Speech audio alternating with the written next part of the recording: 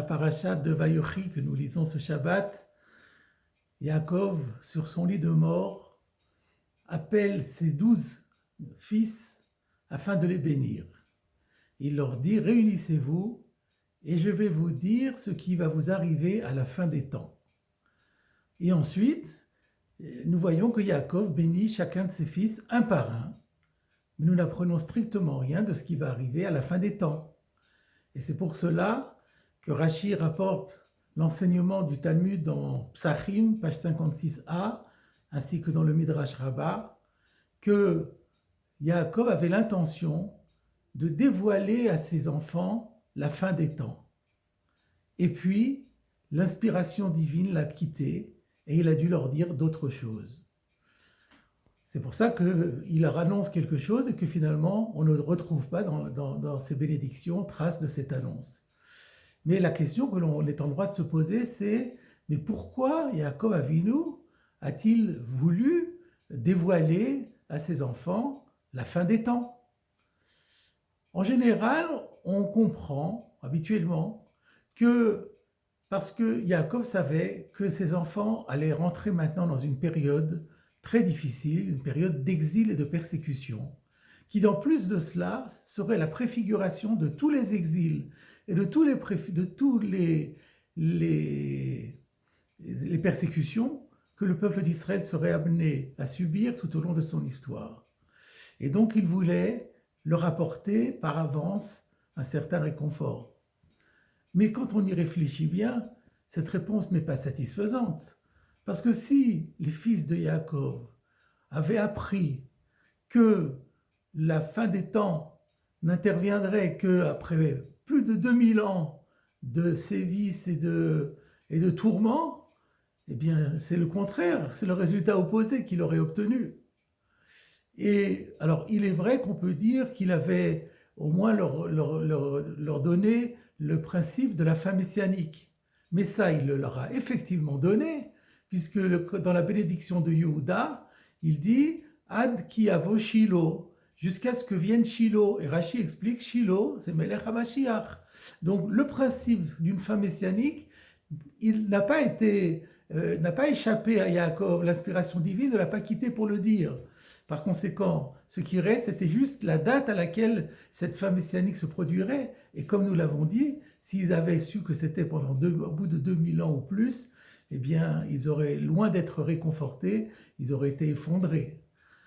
Alors, je voulais vous proposer aujourd'hui l'explication que donne à ce sujet le Sfat Emet, qui, comme bien souvent, donc ce grand maître de la dynastie de Gour, de la pensée chassidique, qui donne une toute autre explication, une toute autre réponse à notre question.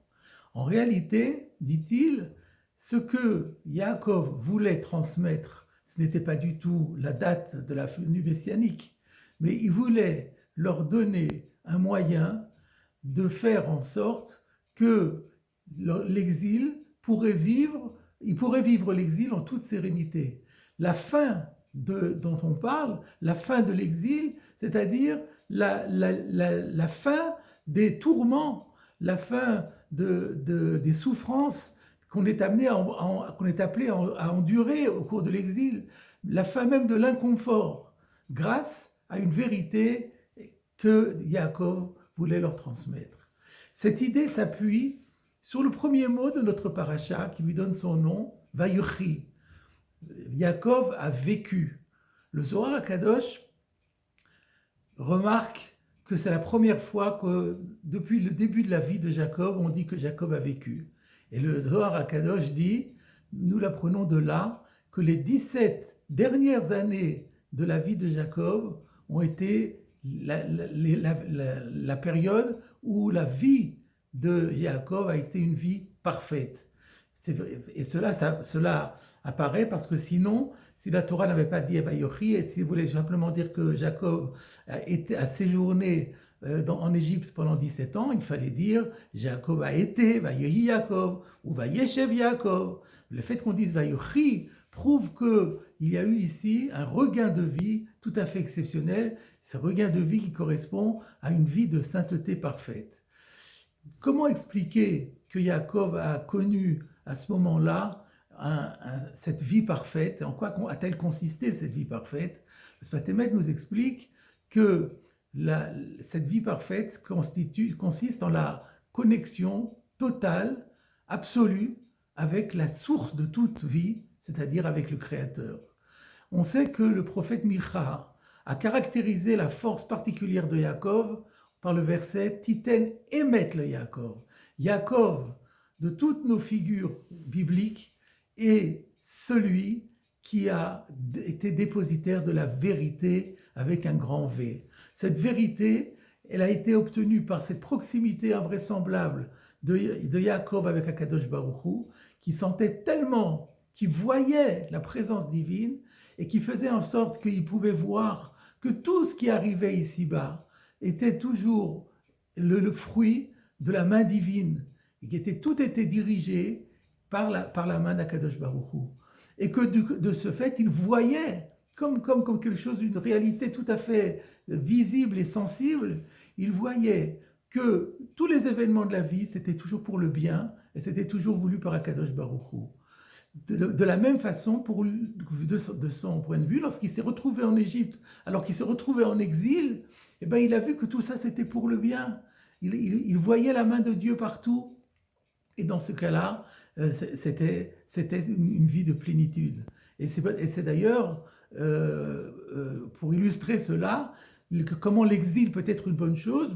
Le Sfat Emet nous donne juste une indication en nous disant que le mot « guerre », qui veut dire un étranger en hébreu, veut dire également extraire, comme on voit dans l'expression Ma'ale Gera pour parler des ruminants. Donc ça veut dire extraire. Le guerre, l'étranger, a été emmené en exil pour pouvoir extraire. Extraire quoi? Les étincelles de sainteté qui se retrouvent au sein des pays et des populations parmi lesquelles on a été exilé. Et d'ailleurs, déjà au moment de l'alliance des morceaux, Dieu avait annoncé à Abraham l'exil en Égypte et il lui avait dit « Ki ger yezaracha » ta descendance sera étrangère. Et il terminait en disant « Vacharechen yetzu bichush gadol » et après ils vont sortir avec une immense fortune. Cette immense fortune, ce sont ces étincelles de sainteté qui auront été récapitulées, récupérées par les enfants d'Israël. Et d'ailleurs, dit le Sfat Emet, Rechush Gadol, les initiales de ces deux mots, constituent le mot guerre. Lorsqu'on a une telle vision des choses, eh bien le départ en exil, la vie en exil est une véritable partie de plaisir. Et c'est cela que Yaakov a voulu transmettre, c'est ce secret que Yaakov a voulu transmettre à ses enfants, mais Dieu n'a pas voulu, parce qu'un des objectifs de l'exil, c'est aussi d'éprouver le croyant, de l'amener à manifester sa fidélité et sa confiance en Dieu envers et contre tous. S'ils avaient vu de leurs yeux la réalité de la vérité, que tout est en réalité pour le bien, voulu, fabriqué, conçu par Akadosh Baruch Hu, eh ben, il n'y aurait plus eu de mérite. À vaincre sans péril, on triomphe sans gloire. C'est la raison pour laquelle Dieu n'a pas permis à Yaakov de transmettre ce secret. Mais néanmoins, dit le Sfat Emet, se basant sur le Zohar HaKadosh, Dieu a autorisé Yaakov à transmettre cette vérité, mais de façon cryptée. Qu'est-ce à dire? Au lieu qu'il détienne le Emet comme Yaakov, c'est-à-dire cette vérité éclatante, ils ont eu à la place la Emouna. C'est-à-dire que Yaakov leur a dit, vous savez, il faut que vous croyiez cela, que tous les événements de votre vie, les petits comme les grands, émanent tous de la volonté divine. Et que même quand vous vous trouvez en exil et que vous êtes face à de nombreux tourments, sachez que tout est pour le bien, que tout est voulu par Dieu et que tout, finalement, s'avérera comme extrêmement bénéfique pour vous. Faites preuve de cette fidélité, de cette conviction et de cette croyance et vous serez récompensés.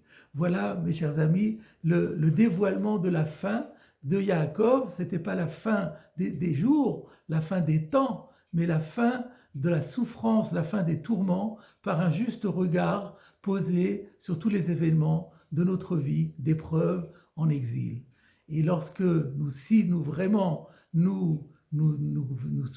sommes fidèles à cet enseignement de Yaakov Avinu, alors viendra un jour où ce qui est pour aujourd'hui de l'ordre, pour nous, de l'ordre de la émouna, de l'ordre de la croyance, deviendra un jour de l'ordre du émet, une réalité vivante, éclatante, éblouissante.